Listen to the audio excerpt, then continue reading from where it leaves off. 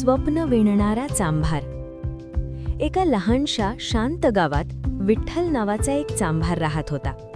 त्याचं दुकान अगदी साधं होतं. जुनं लाकडी दार, एक छोटं शिवणयंत्र आणि भिंतीवर टांगलेले काही जुने जोडे. पण विठ्ठलच्या दुकानात एक गुपित होतं.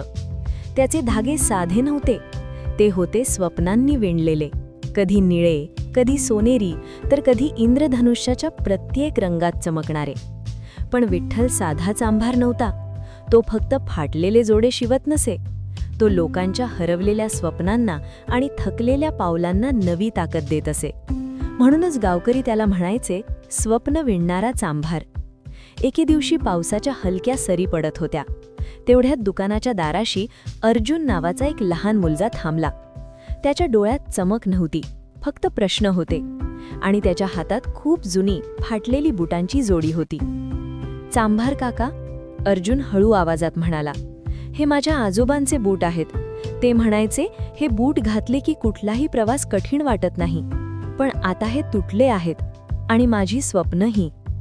विठ्ठलाने बूट हातात घेतले. ते झिजलेले होते, पण त्यात त्याला आजोबांच्या हजारो चाललेल्या वाटा, अनेक साहसांची हिंमत जाणवली. घाबरू नकोस, विठ्ठल हळूच म्हणाला.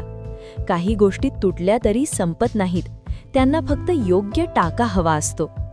त्या रात्री विठ्ठलाने आपली जादूची पेटी उघडली. त्यात होते स्वप्नांनी विणलेले धागे, चंद्रप्रकाशासारखे उजळ आणि ताऱ्यांसारखे चमकणारे. तो रात्रभर बूट शिवत राहिला. प्रत्येक टाका घालताना तो गुजबुजत होता, जुनी हिंमत नव्या पावलांना मिळो, भीती मागे राहो, स्वप्न पुढे जाऊत. सकाळी अर्जुन आला.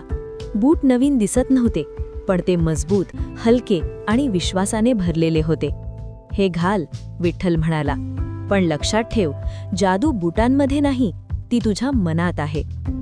अर्जुनाने बूट घातले आणि पहिल्यांदाच त्याचं पाऊल ठाम पडलं. रस्ता लांब होता, पण आता तो घाबरत नव्हता. आजही गावकरी सांगतात, अर्जुन मोठा प्रवासी झाला, पण त्याला दूर नेणारे बूट नव्हते, तर त्याच्या मनात शिवलेली हिंमत होती. आणि त्या गावात आजही एक छोटंसं दुकान आहे, जिथे जोडे नाही तर स्वप्न शिवली जातात.